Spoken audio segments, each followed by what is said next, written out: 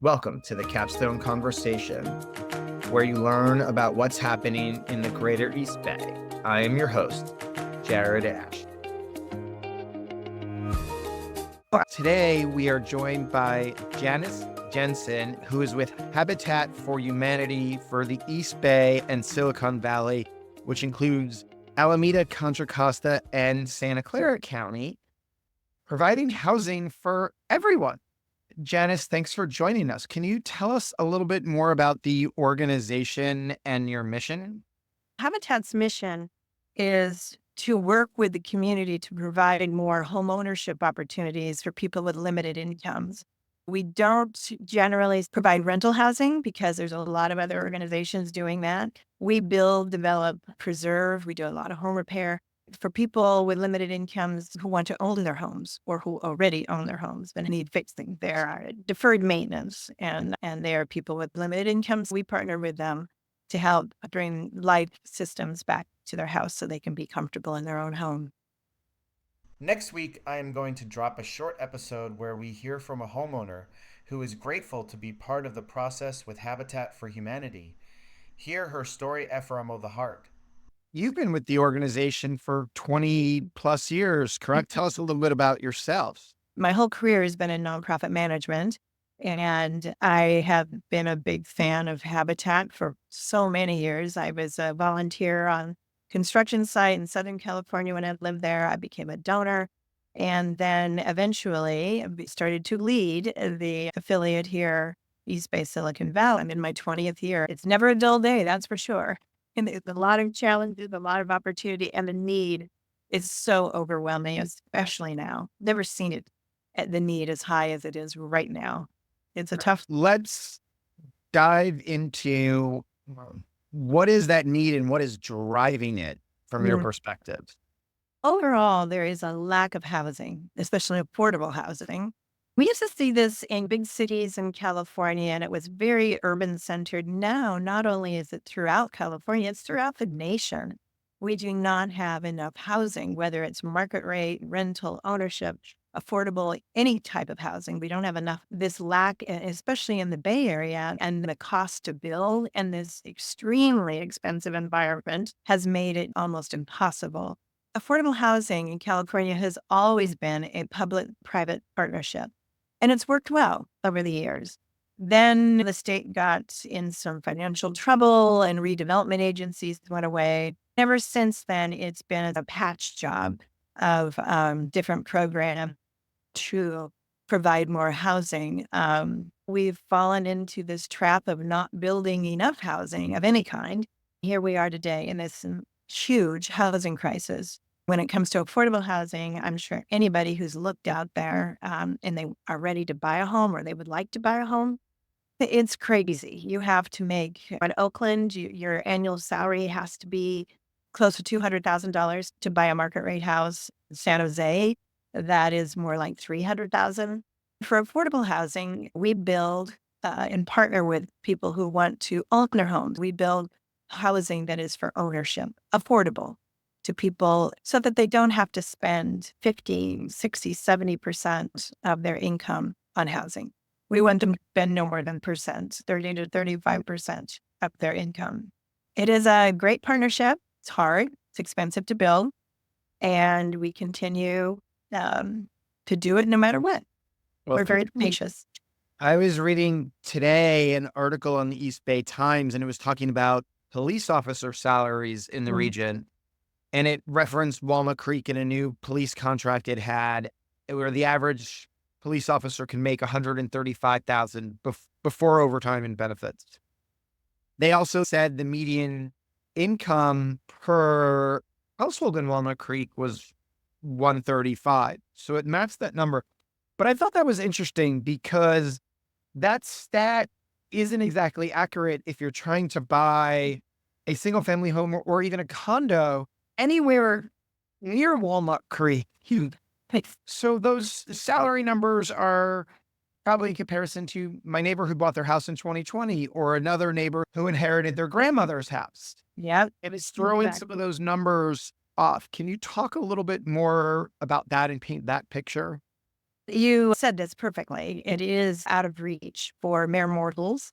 And anywhere else, any other time, $130,000 would be a very handsome salary and would buy a single family home. That is just not true anymore. And it's not just the cost to buy the home, it's your down payment. It's all the layers of expenses that go into buying a home, which are considerable for any family trying to do it, no matter how much money they make. The competition for the very limited inventory of homes there are out there puts another layer on it. In market rate housing, you pay what the market will bear. In affordable housing, that is not true. There is a cap. We have income caps. We serve moderate income, low income, and very low income. It's all based on area median income, and Contra Costa is somewhere around 130 or whatever. And that's 100%. We will serve people who are 80% of that or 60% of that. It becomes more and more difficult. If you're a lower income person in the Bay Area, especially in a place like Walnut Creek, it's tough to buy anything, a condo, a single family home, unless it's a complete fixer upper.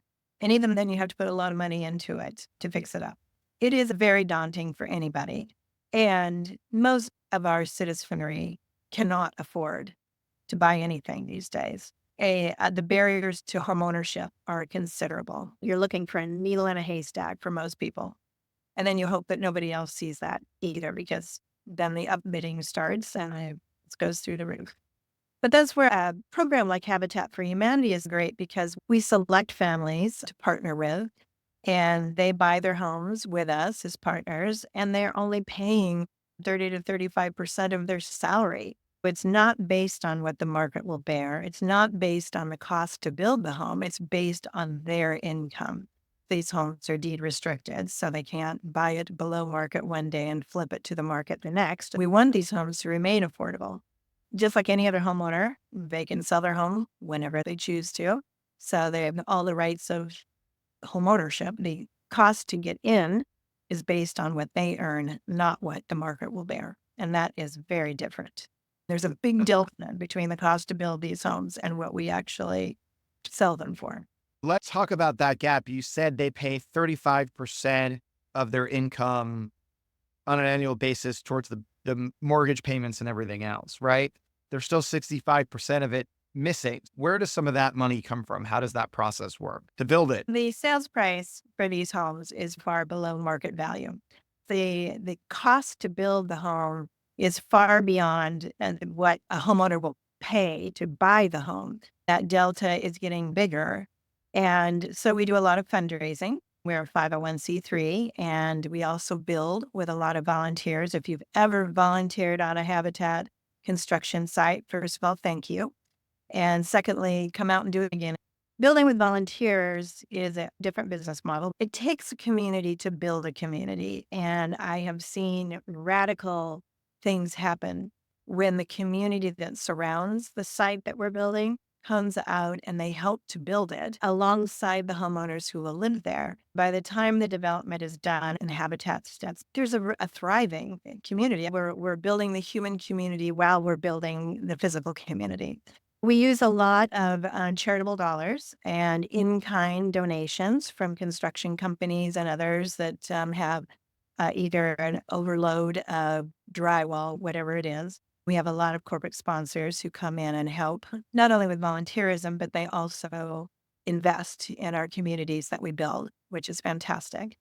And then it's that public-private partnership. We have the local city we're building, and the county, the state, the federal government.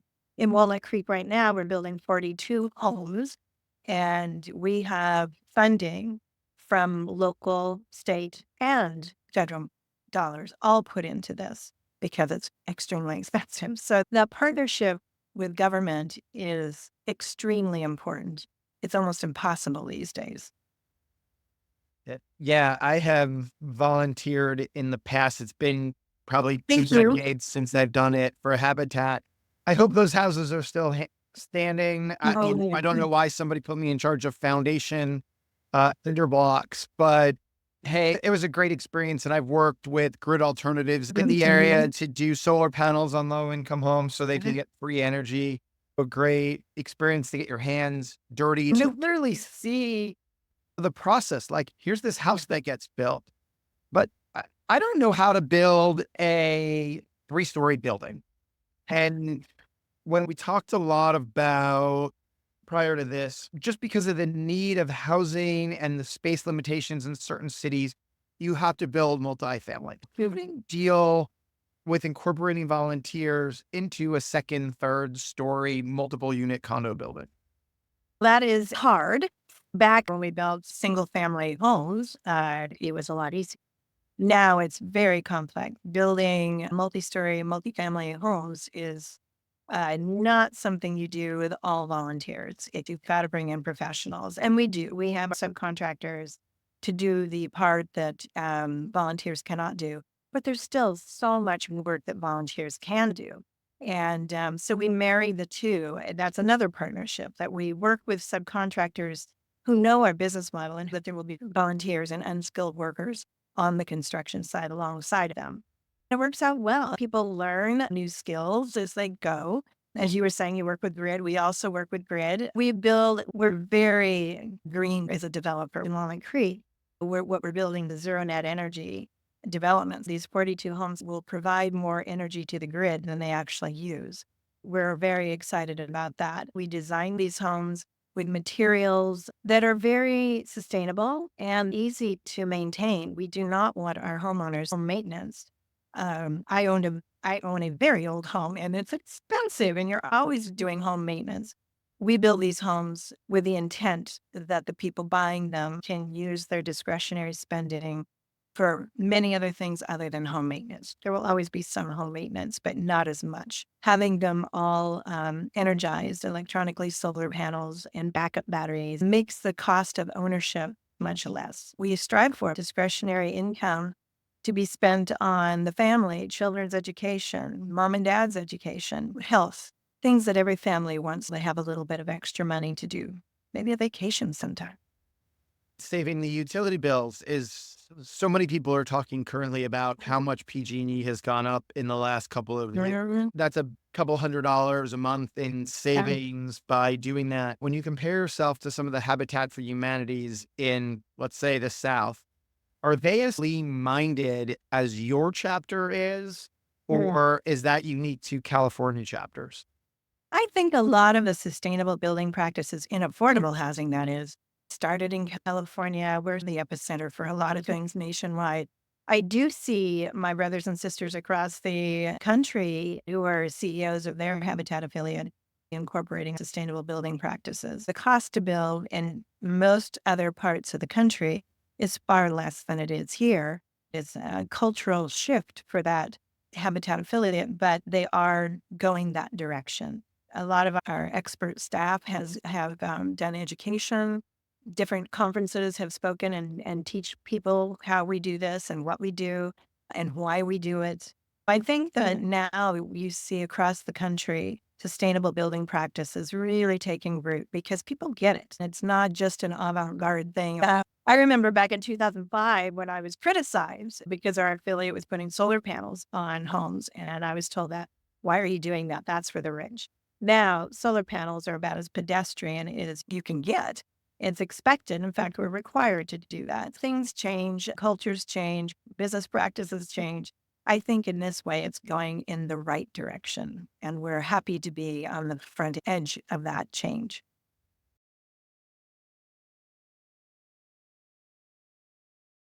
Janice, there's this myth that the organization was founded by Jimmy Carter.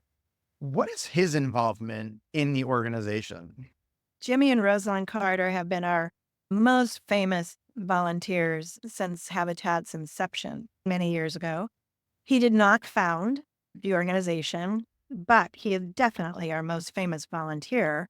When he lost the second election, the founders went next door to Plains, Georgia, from Americus, Georgia, and started talking to him, asking him what's next. They invited him to New York City to do a renovation of a brownstone. He got hooked. He loved it and started volunteering. Ever since then, he's been around the world with Habitat. We were lucky enough to host Jim and Rosen Carter at an annual build in their name. And we did that in Oakland and San Jose in 2013, which was phenomenal to get the chance to work alongside him and to meet him and to what a down to earth person he is. And I love that he is our oldest living president now, 100 years old on October 1st. Amazing man. Habitat will be celebrating his 100th birthday very soon. And he's a good man. I'll share a story about President Carter. I've gotten to meet him a couple of times when I went to school at Florida State. Tallahassee is not far from Plains, Georgia, and he teaches Sunday school at his church. I was able to go up one weekend with some friends. We drove up and got to sit through it, got to meet him and Rosalind Carter. After the service, they stayed to take pictures and shake everybody's hand. And I guess because we were young and fit, and he said to us, halfway between here and Tallahassee, there's a habitat project going on today. And I'm going to be going over to that. Can you guys come and join us? And how do you say no to a former president, whatever political party you're in, asking you to volunteer with them that day? I've had already volunteered in other locations throughout Florida, and this was a great opportunity to join him in Georgia and just do a really good project. That is a memory that clearly has stayed with me for a lifetime.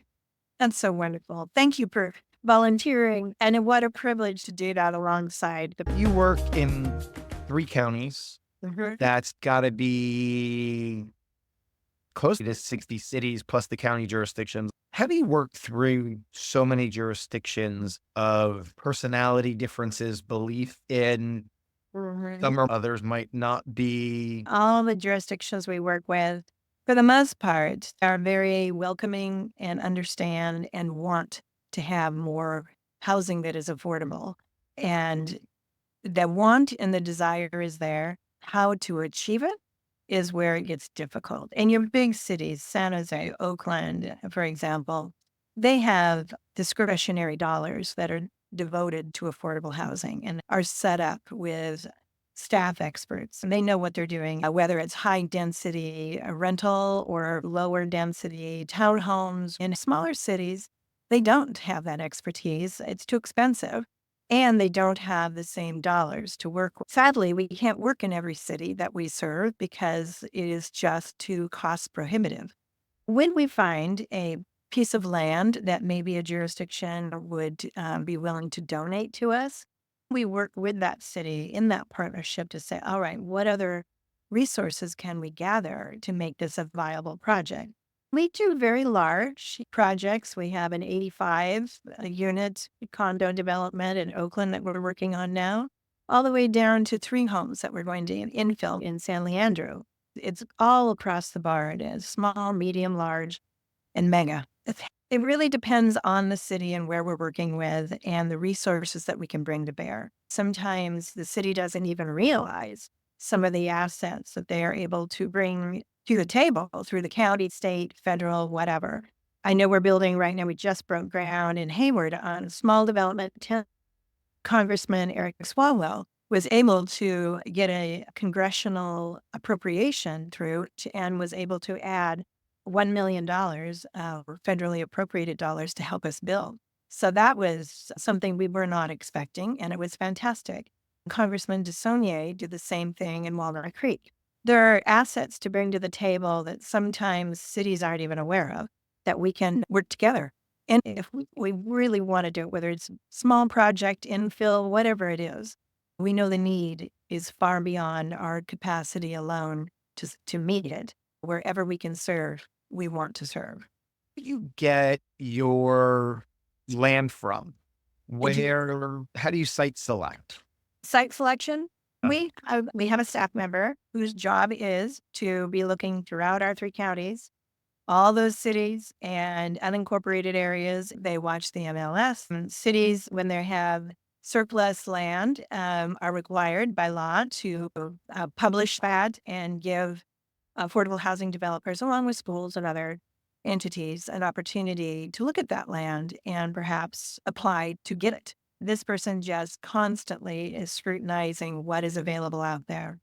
It is most of the time The land that we receive is what is rejected by the market because it's got too much remediation needed. If you're a for-profit builder, you don't have the time and money to remediate a lot of that. We can access public dollars and through the Department of Toxic and Substances, through the state or the EPA federally, to clean up that land. That's an asset we bring to the table because we can clean up dirt that is not good for the community. Then we'll come in and build. Most everything that we receive, for some reason, has been rejected by the marketplace. It's too something or not enough. We have to do is be very creative and say, what can we do? What assets can we bring in? How many homes can we build? Because we know it doesn't matter where we build, there will be a lot of people who will be applying because the need is so overwhelming. A- And there's more federal grants from the US EPA and the Cal EPA to remediate that land where you have the time on your side, it sounds. We can take the time.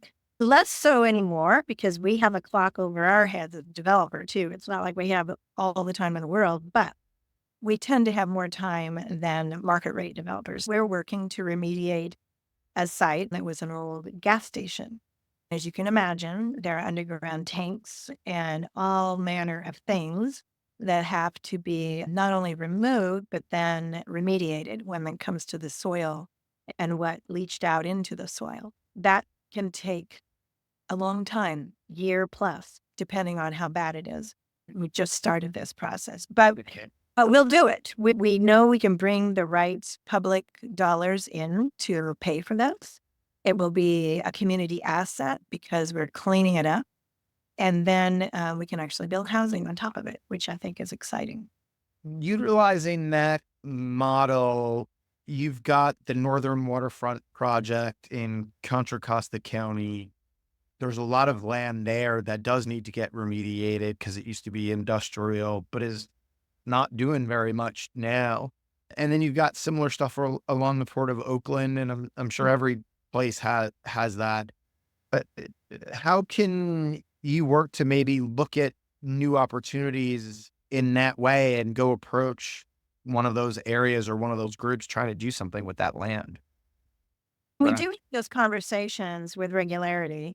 And most of what we build is infill lots because that's what is most available. But there are times the Concord Naval Weapons Station, that's been in development now for many years, and we've been part of those discussions for many years. I do hope that we'll actually get to move the needle and build something one of these days. When you're looking at big, wide open spaces like that, does take years, and there's an enormous amount of work to do before you ever put a shovel in the ground to build a home or anything else. Port of Oakland, same thing. There's so much remediation that needs to be done on anything, Right. big, small. And it takes a long time and it takes political will to want to do that and bring housing to that area. We also look at quality of life of the housing that we build. If we build along a freeway where the air is dirty and the noise pollution is terrible, that's not exactly in alignment with the mission to provide decent housing to families who need it. But it's not like we all have to be in the suburbs. We build in urban areas, high urban areas, and in suburbs and out in Eastern Contra Costa too. It's everywhere. But we do look at what is the noise pollution? What is the air like in these areas? If it's known to us to be something we can't move the needle on, then we're not going to build there. In fact, we just recently rejected an opportunity for some free land in a place where the air is not good. We just put it simply that way. And we just said, we're not bringing children over here. That's come up in some of the discussions with HCDC for housing in the requirements of the city. A lot of cities were concentrating on, okay, let's make this transit accessible, low density. Let's make it possibly walkable to stores or accessible to highway, bar. And HCDC said, no, you can't just offer that because of the environmental quality concerns. You have to offer both. And that really hampered some land-strapped cities where they might not have had landfill. Yeah. And it's real. There's so many considerations that go into a piece of land before you do anything with it. And it's always in partnership with a local jurisdiction. If you can find a way through, and if you can, fantastic. You build and provide much needed housing for families, and that's a big win. But it's really hard. And the amount of land that we look at and reject, far greater than what we actually acquire and build on because of the many layers of not just financial requirements, but everything else. It's not an easy business to be in. I love our mission because our mission is to serve our community with housing ownership, which is very rare. Most organizations do not do that. I think that we have a wonderful mission that is desperately needed, and it's very hard to do that. What is some of the barriers to, other than somebody giving you $1 billion, to mass expansion of your operation, building 3,000 new homes, let's just say? What are some of your biggest obstacles? The building obstacles are huge. Money is always the biggest, and to greatly expand in new home construction. But to expand on that, costs to build would have to come down, and all the barriers along that continuum need to be cleared up so you can build. We are not a for profit entity. What we're doing has to make sense, not only financially, but from a mission standpoint. We don't want to be building so much that we tip the organization over and bring ourselves to our knees financially. And that's easy to do because when you commit to a project, sometimes, I say sometimes, most times, almost always, the budget, the pro forma that you begin with is not the one you end up with. Because in that continuum of time, however long it takes you to build, costs keep going up, fees go up, everything goes up, except for your revenue. You can't keep your revenues paced ahead of the costs. It's impossible. You have to build less, not more, which is, again, the end we want to be doing. But that is the reality. Money is your biggest driver of why we are not scaled up to do thousands of homes. First of all, nobody in California, for profit, nonprofit, is building thousands of homes per year and every year. It's a very lumpy business because it depends on where you are in your building. Residential homes take so long to build in California that all that pre-development time can be years. The simplest thing that we do is actually build the home. Once we get to building, that's the most direct thing that we do, but it can take years before we ever put a shovel in the ground. The layers of bureaucracy that go into that are daunting as well. It's not easy. We've heard that from other people. I was just at a meeting and I was asking somebody, hey, who do you know that's struggling to build a project, since I do land use? And it was like, hey, can I help somebody with community outreach, local lobbying, things like that? And they said, the problem is nobody's building anything right now because between interest rates and construction costs, tons of projects are on hold, indefinitely waiting for the market. But the cost of construction might not be coming down. And that's something we're going to have to live with, which, like you said, prices these units even higher. Yeah, it does. And we can't sell our homes for the market and what the market will bear. That delta keeps inching upward. And that means that's all the money we have to bring to the table, whether it's us from fundraising or whether it's from a public grant or a loan. But the layering of financing that go into Habitat Homes is, I one time had a banker who'd never worked with affordable housing before look at one of our HUD documents and say, oh my God, this is insane. I think there are 4 or 5 layers of financing for one home. And that's really normal for us because it takes so many different pieces of dollars for different things to actually build. But I think what you heard is spot on. People aren't building right now. They're land banking in hope that the build comes down. And we are land banking, but we're pushing out where we can the number of concurrent homes that we have under construction at any one given time, say 25 or so to 30 under construction. A lot more in pre-development. but we're trying to pace that a little bit more slowly to pace out the cost so we can actually afford to build what we have in the pipeline. And it's a delicate dance. Doesn't Yeah. Bring on those needing a homeowner who can tell their story about how this impacted their life in a positive way. But tell us a little bit more about the homeowners that you serve, the community that you had talked about building. I think if you can give us some insight and paint that picture, I think that would be helpful. great. First of all, if you're interested in partnering with Habitat to buy your first home, go to our website. All the information you need to know if you qualify is right there, habitateebsb.org. The families we partner with are extraordinary people. They have to have a lot of vision for their family, a lot of tenacity, because this doesn't happen overnight, a willingness to partner, and to be part of a community bigger than them. That, I think, brings together some extraordinary human beings who really do get it. They have a vision for their family that is really impressive and what they want, not only for their children, but for their extended family. We sell to first time home buyers. Oftentimes, generationally, these will be the first people in their family to ever have owned a home. It's a big deal. Not only is it a paradigm shift for them, but for their family and the legacy that they're leaving, what they teach their children, what their children are growing up with, that security of having a home of their own is a massive impact. One of my favorite things is to watch the kids, the Habitat kids, as I call them, grow up in a Habitat home. And when they're grown up and they leave for a higher education, yay, they don't need Habitat anymore. That they have their careers and their families, and they are able to participate in the market for a home of their own in a different way other than Habitat. And I think that's fantastic. That's what we hope for, because we use a home to break the cycle of generational poverty.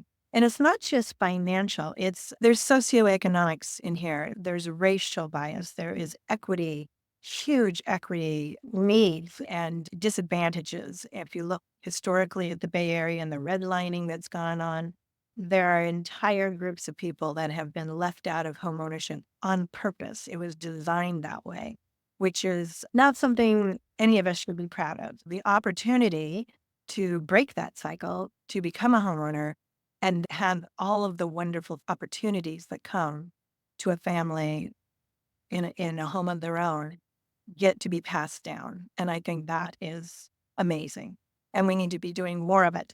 Our families are truly unique people. They have a vision beyond themselves, and they all want what every parent wants. They want to give their children more than they had. I think that's universal, and it's no different. But for them coming to work with Habitat, they know that they're going to do this in a different way.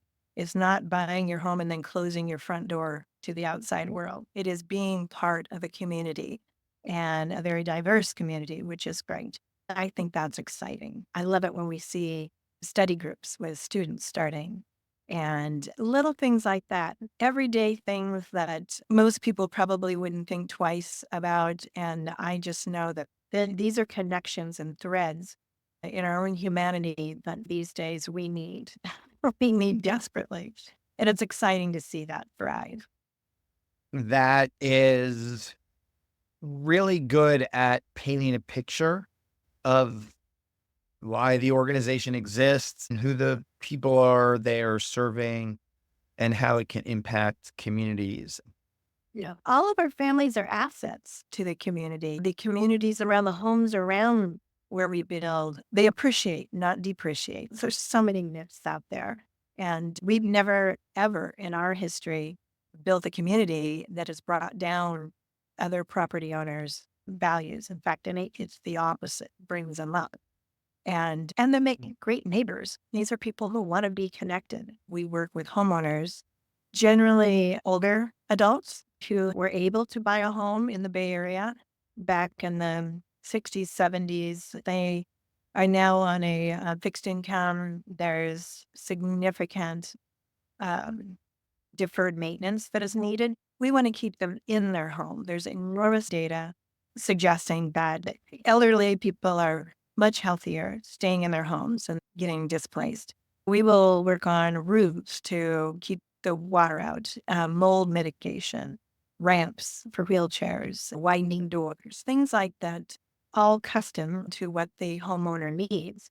I love this program because it is not only is it keeping grandma or grandpa or both in their home and their family can feel more secure that they're safe, keeps away the predators that want to flash a few $100,000 in front of their face and say, sell to me, because that does end up displacing them.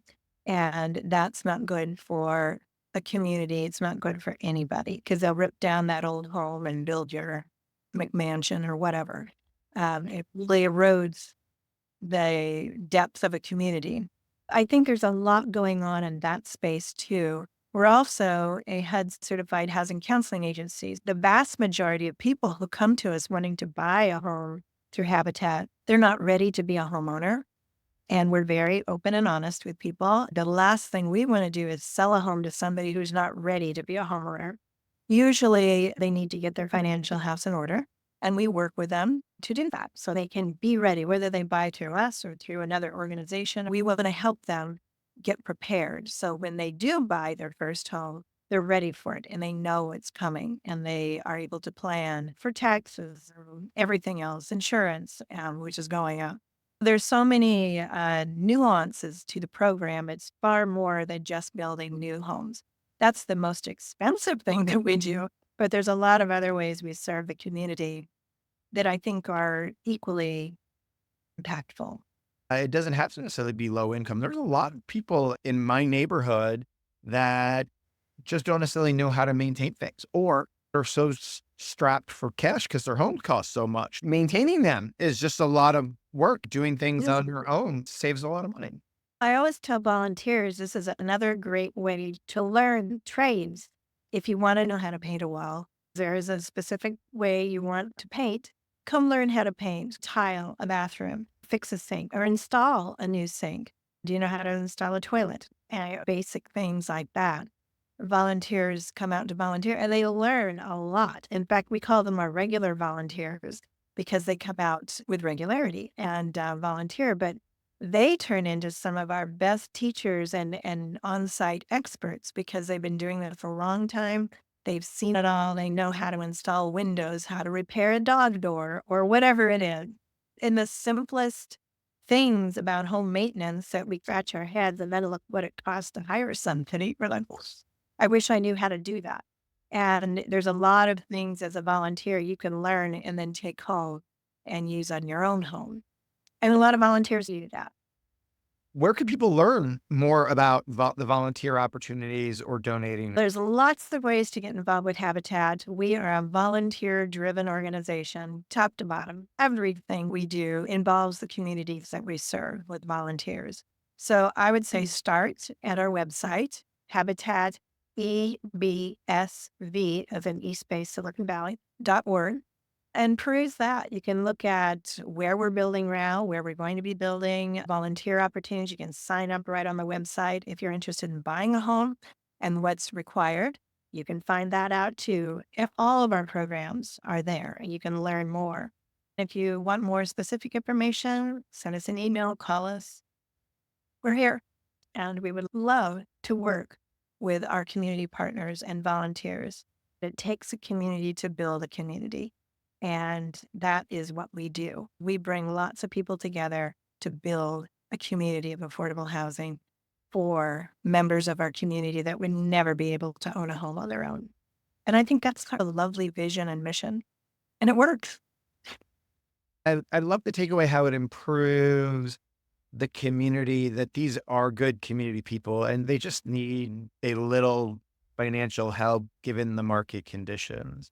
Reminder, next week, I am going to release a short episode, the interview with a new homeowner in a habitat development. Please listen in to hear her story. I would say the only thing Habitat gives away is opportunity. We give that hand up, not a handout. People work their tails off far more than most people buying a market rate house. They work hard to achieve homeownership. and they buy their homes. We do not give away homes. We just sell our homes for an affordable price to the families who are buying them. It is a people helping people program, which I think lifts everybody up. I really appreciate you being here, Janice Mhm. Jensen from Habitat for Humanity, East Bay, Silicon Valley chapter, for all you do for all of our communities in the Greater Bay Area. We appreciate it. Thank you so much for the opportunity, Jared. I really appreciate it. My parting words are come out and join us. It's a lot of fun. If you don't want to build things, there's lots of other ways to get involved. Join us. You can paint. Appreciate it. Thank you for listening, everyone. Thank you. Wait, don't leave yet. Hit subscribe. Make sure you get the weekly updates. We have a new episode every Wednesday for stuff happening in the East Bay. In the meantime, follow me on LinkedIn, Jared Asch, or check out our firm where we have a weekly newsletter and blog at Capstone Government Affairs on LinkedIn. Thanks for joining us today on the Capstone Conversation.